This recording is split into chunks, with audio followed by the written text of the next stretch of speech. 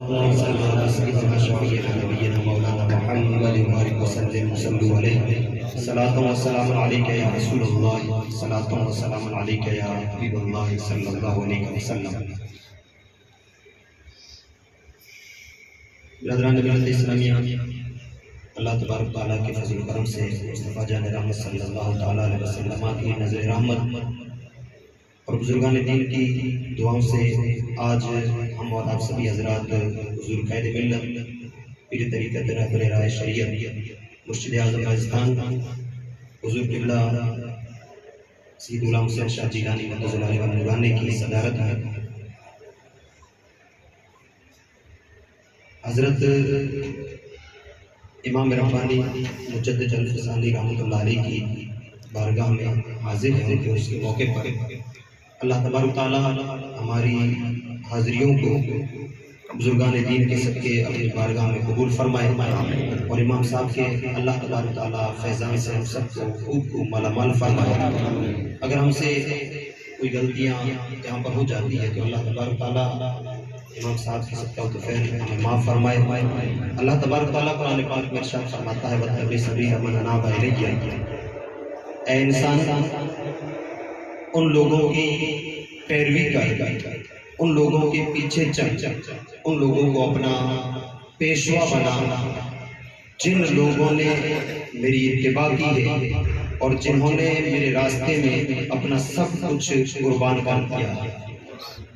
مصطفیٰ جان رحمت صلی اللہ تعالیٰ علیہ وسلم دین اسلام قرآن لے کر کے آئے.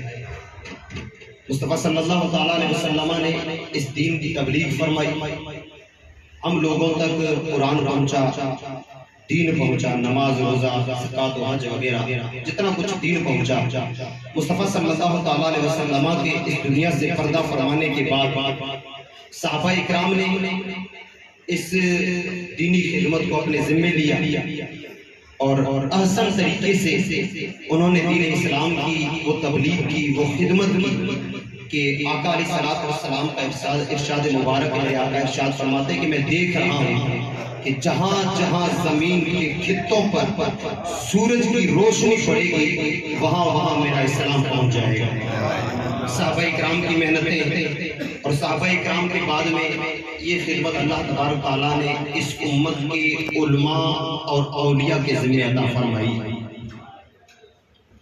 اولیاء اکرام، علماء اعظام اسلام کی یہ وہ دو ٹیمیں ہیں، یہ وہ دو جماعتیں ہیں کہ اسلام کو ہر برائی سے بچاتے ہیں، اسلام کو گھر گھر پہنچانا، اسلام کو فتنوں سے، فسادات سے، بدعات سے اور برے رسم و رواج سے بچا کر دنیا کے سامنے وہ اسلام پیش کرنا جو اسلام مصطفیٰ صلی اللہ تعالیٰ علیہ وسلم نے اس دنیا میں پیش کیا. آپ اور ہم سبھی حضرات امام ربانی مجدد الفسانی رحمۃ اللہ علیہ کی بارگاہ میں بیٹھے. اللہ تبارک تعالیٰ کا یہ قانون ہے کہ اللہ تبارک تعالیٰ ہر 100 سال میں دین اسلام کو اپڈیٹ فرماتا ہے. دنیاوی ایگزامپل کے طور پر ہر انسان کے ہاتھ میں ایک موبائل ہوتا ہے.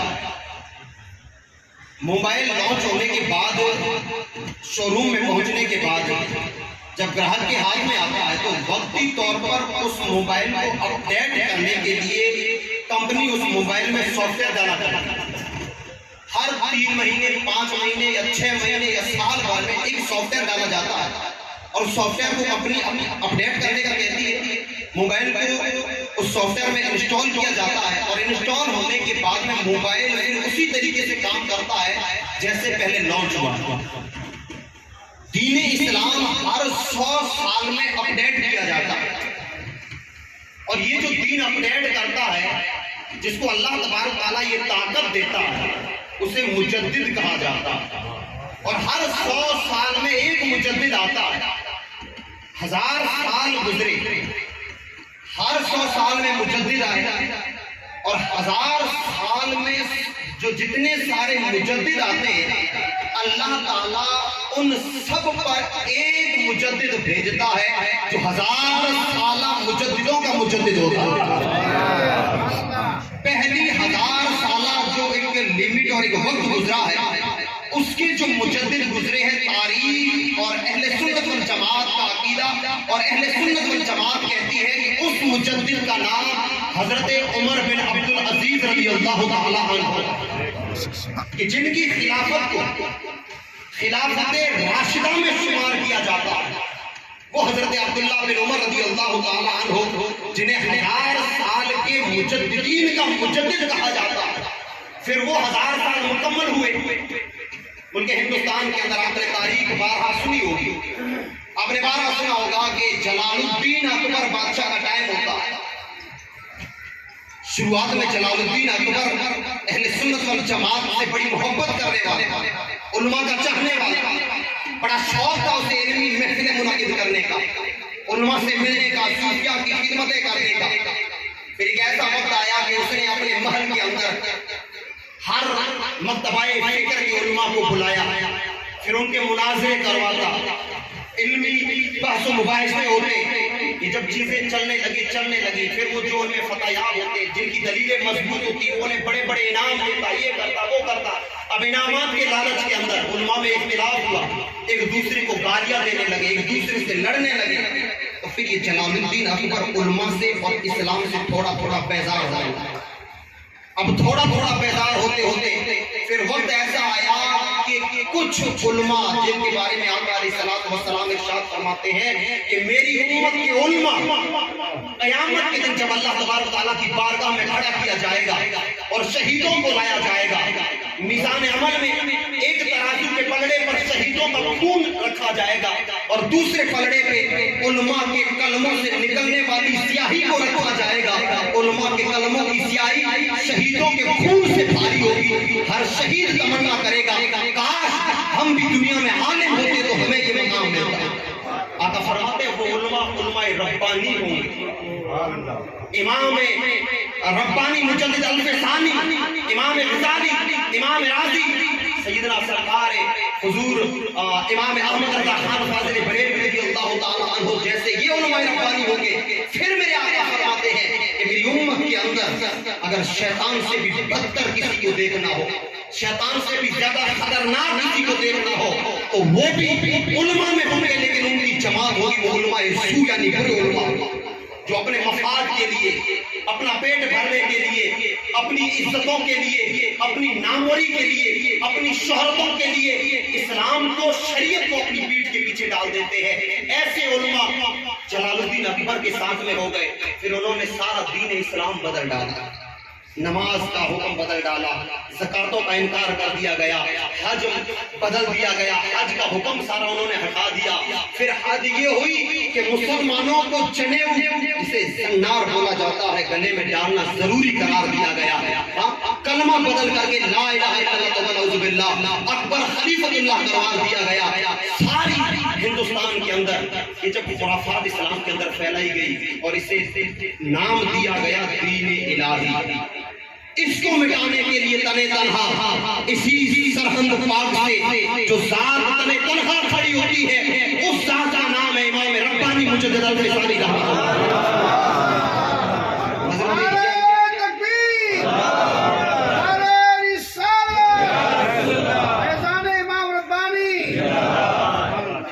تعالیٰ کے ولی کا ذکر ہے. حضرت یحییٰ رحمۃ اللہ علیہ وہ فرماتے ہیں کہ میں جب سرحد شریف کے قریب سے گزر رہا تھا، میں نے رات کو قیام کیا تو میں کیا دیکھتا ہوں کہ سرحد شریف سے ایک نور کا چراغ روشن ہو رہا ہے اور جس کی شعاعیں آسمانوں سے ٹکر رہی ہے. میں نے مراقبہ کیا، میں نے میرے مرشد کی بارگاہ میں سوال کیا تو مجھے جواب ملا کہ تجھے پتا نہیں یہاں امام ربانی مجدد الفسانی شیخ احمد فاروق سرہندی کا جنم مبارک ہونے والا ہے، ولادت ہونے والی ہے. اور وہ ذات ہے کہ جس کو 1000 سال مصطفیٰ جان رحمت صلی اللہ تعالیٰ علیہ وسلم نے عالم ارواح میں جن کی روح کو مصطفیٰ نے اپنی آغوش میں پالا ہے، تربیت کی ہے، 1000 سال تربیت کر کے اب سرحد کی زمین پر بھیج رہے ہیں. امام ربانی مجدد الفسانی کھڑے ہوتے ہیں، پھر جلال الدین اکبر کا وقت پورا ہو جاتا ہے، وہ دنیا سے چلا جاتا ہے، پھر جہانگیر کا ٹائم آتا ہے، امام صاحب کھل کر کے ان کے سامنے کھڑے ہوتے ہیں، کھل بائیکاٹ کرتے ہیں، مسلمانوں کی اصلاح فرماتے ہیں، لیکن ہوتا یہ ہے کہ امام صاحب کو قلعے کے اندر نظر بند کر دیا جاتا ہے۔ ہم لوگ کہتے ہیں کہ ہمیں دین کا کام کرنا ہے تو ہمیں ایک اچھی سوسائٹی چاہیے، ہمیں ایک اچھا علاقہ چاہیے، ہمیں ایک اچھا بیک گراؤنڈ چاہیے، ہمیں ایک اچھی جگہیں چاہیے، ہمیں اچھے لوگ چاہیے، تب جا کر کے ہم دین اسلام کا کام کریں گے۔ آئے نا حاضری دے کر کے آئے ہیں، پوچھے جا کر کے امام صاحب کی بارگاہ میں کہ جہانگیر نے جب آپ کو قلعوں کے اندر اور بڑی بڑی قید خان جیلوں کے اندر نظر بند کیا تھا، بڑے بڑے ڈاکو جیلوں کے اندر ہے، بڑے بڑے چور ہیں، شرابی ہیں، تب تو شاید آپ نے دین کا کام کرنا بند کر دیا ہوگا، تب تو آپ نے کتابیں لکھنا بند کر دیا ہوگا، آپ ویٹ کر رہے ہوں گے، آپ انتظار کر رہے ہوں گے کہ جیل سے نکلوں گا تب جا کر کے دین کا کام کروں گا، تب جا کر کے دین کی خدمت کروں گا۔ نہیں، امام صاحب نے وہاں بیٹھ کر کے کہا اللہ نے یہ بھی موقع میرے نصیب میں لکھا ہے، وہاں دنیا کو بند کر دیا گیا ہے، یہاں یہ جو بیچارے بھٹکے ہوئے بیٹھے ہیں اتنا وقت ملا ہے، ان کی اصلاح کر دیتے ہیں۔ امام صاحب خدمت وہاں بھی شروع کر دیتے ہیں، اور جتنا وقت آپ نے قید خانے میں گزارا ہے، تاریخ پڑھے تاریخ بتاتی ہے، جہانگیر کو خواب میں مصطفیٰ جان رحمت صلی اللہ تعالیٰ علیہ وسلم کا دیدار نصیب ہوتا ہے، زیارت کے لیے جاتا ہے، آقا چہرہ مبارک پھیر لیتے ہیں، عرض کرتا ہے آقا گناہ کیا ہوا ہے؟ میرے آقا فرماتے ہیں تو نے میرے اتنے لاڈلے کو تیری جیل میں ڈال کے رکھا ہے، مجھ سے ملاقات کے لیے آیا ہے، پلٹ جا، میں تجھے اپنا ہاتھ کبھی نہیں دینے والا ہوں۔ صبح اٹھتا ہے، اپنے نوکروں کو کہتا ہے جاؤ امام صاحب کو کہو کہ آپ کو باعزت بری کیا جاتا ہے۔ ملازمین آتے ہیں، امام صاحب کو کہتے ہیں، آپ فرماتے ہیں نہیں، تمہارے بادشاہ کو کہو کہ یہاں آئے پھر میں باہر آؤں گا۔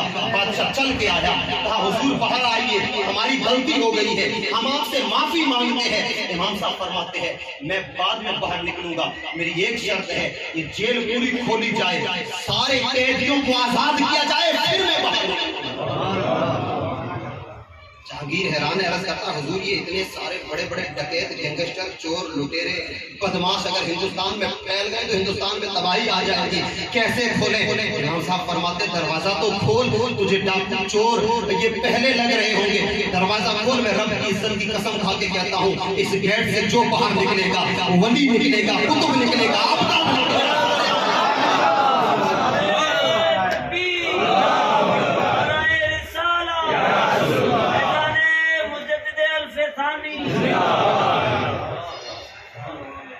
امام صاحب کی تاریخ ہماری نظروں کے سامنے ہے، ہمیں جگہیں نہیں دیکھنی ہے، امام صاحب کی تاریخ، امام صاحب کی سیرت پاک کو اپنی نظروں میں رکھ کر کے جہاں موقع ملا خوش نصیبی سمجھے اپنے کہ مصطفیٰ صلی اللہ تعالیٰ علیہ وسلم نے ان علاقوں کے لیے ہمیں چنا ہے۔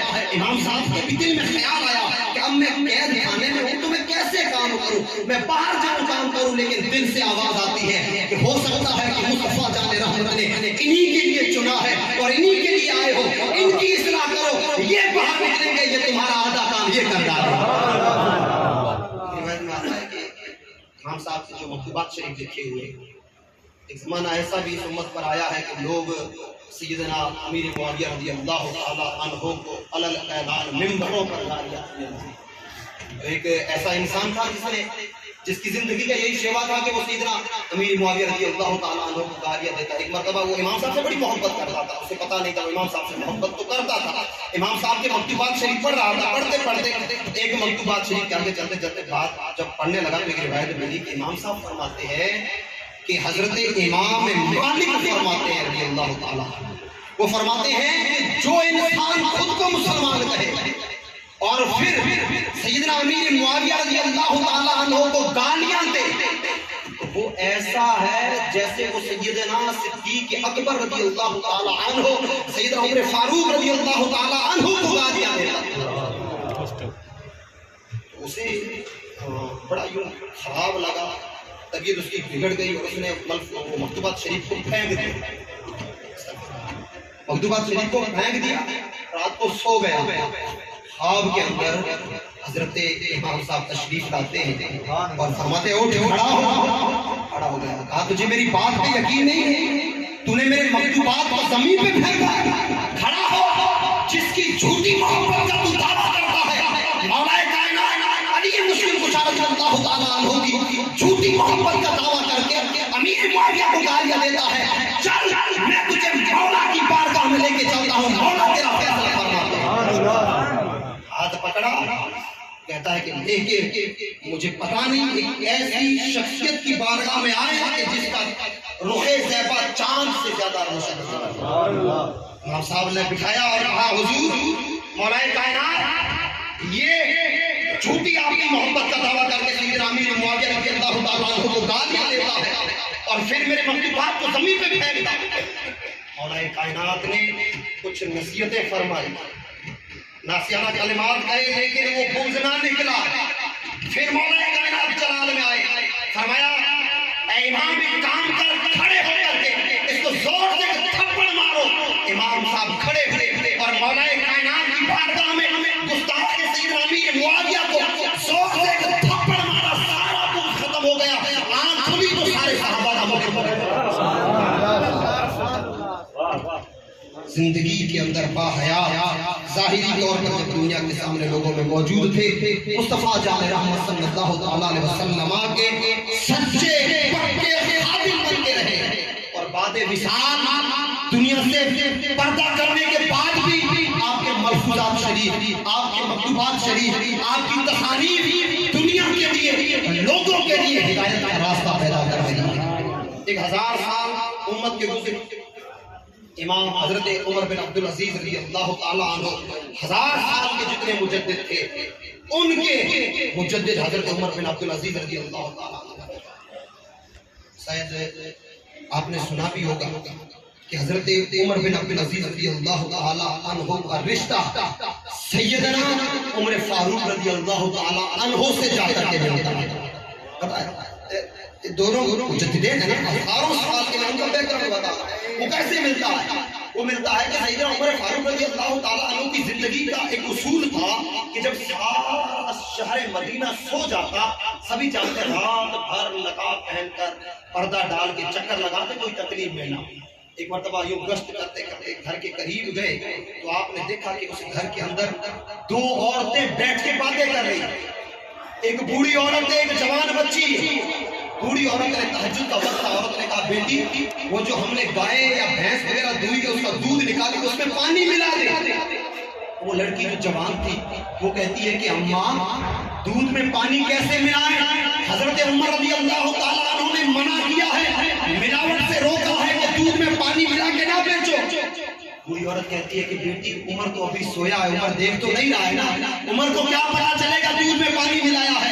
لڑکی بڑی نیک سیرتی کہتی ہے اماں تو کہتی ہے عمر کو پتا نہیں چلے گا، عمر نہیں دیکھ رہا۔ خیر عمر نہ دیکھے، عمر کا اللہ تو دیکھ رہا ہے، عمر کا اللہ تو دیکھ رہا ہے نا، اس سے کیسے بچ سکتے ہیں؟ سیدنا عمر فاروق کو یہ بات بڑی پیاری لگی، آپ نے جو دیوار پر یوں نشان لگا دیا، گھر کی دیوار پر نشان لگایا، واپس تشریف لائے، صبح فجر پڑی، اپنے نوکر کو بلایا کہ فلاں گلی میں جاؤ، فلاں گھر پر ایک نشان لگا ہوگا، پتا کرو گھر کس کا ہے، اسے پکڑ کر کے میرے سامنے۔ اب بیچارہ خادم گیا، گلی میں دیکھا نشان لگا، اور پوچھا گھر کا مالک کون ہے؟ کہا وہ ہے، وہاں سے گیا، کہا تجھے حضرت سیدنا عمر فاروق بولا۔ سیدنا عمر فاروق کا بولا ہوا آئے یوں ابھی صاحب کے بلا کبھی کبھی ہم جیسا کو بلا لیتے ہیں نا تو یوں ٹانگیں یوں کانپنے لگتی ہے، پتہ نہیں کون سی کوئی غلطی ہو گئی، کیا ہو گیا ہوگا۔ عمر فاروق نے بلاوا بھیجا، اب جیسے اسے پتا چلا کہ عمر فاروق رضی اللہ تعالیٰ عنہ بلا رہے ہیں، یوں کانپ رہا ہے، ارے بتا تو صحیح بلایا کیوں ہے؟ عمر تو وہ ہے جس گلی سے گزرے شیطان بھی قدم نہ رکھے۔ کہا مجھے نہیں پتا، حضرت عمر فاروق نے تجھے بلایا ہے۔ ڈرتا ڈرتا حضرت عمر فاروق رضی اللہ تعالیٰ عنہ کی بارگاہ میں آیا، عرض کرتا ہے حضور بتائیے کیا ہوا ہے، کون سی غلطی ہوئی ہے؟ سیدنا عمر فاروق فرماتے کہ وہ گھر تمہارا؟ کہا ہاں میرا ہے۔ کہا وہ بیٹی تمہاری؟ کہا ہاں تمہاری ہے۔ کہا وہ شادی کے لائق ہے؟ کہا وہ شادی کے لائق ہے۔ آپ فرماتے ہیں میں تجھ سے رشتہ مانگتا ہوں، کیا رشتہ کرے گا؟ وہ کہتا